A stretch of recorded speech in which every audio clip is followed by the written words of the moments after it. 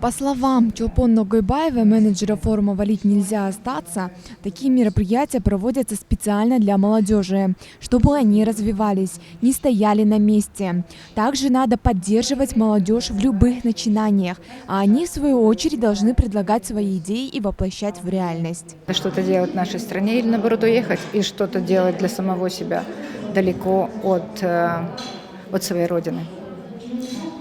То, что молодые люди из гражданского движения Баштан-Башта об этом задумываются и хотят эти вопросы поставить перед другими молодыми людьми, нам кажется очень важным и нужным. Конечно, хотелось бы, чтобы ответ был оптимистичным. Молодежь должна развиваться, так считает и Улан Усоюн, лидер гражданского движения Баштан-Башта. По его словам, молодежь, которая улетает учиться и работать за границу, возвращается на родину и делится всеми знаниями, которые получили.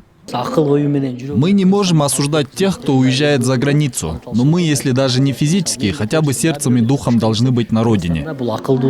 Среди такой молодежи оказался и Тимур Мон, основатель стартапа «Юрта». Он 15 лет прожил в Америке и вернулся на родину, чтобы реализовать все свои идеи и знания, полученные за границей, здесь, на родине. У нас очень много людей, которые выехали из Кыргызстана и живут в чужих странах, но они занимаются черной работой.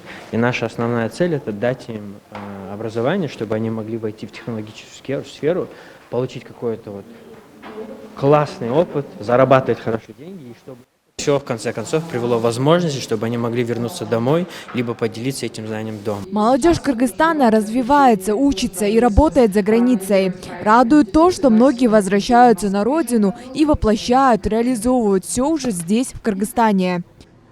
Айжан Аманова, Алтынбек Саакиев, Нью ТВ.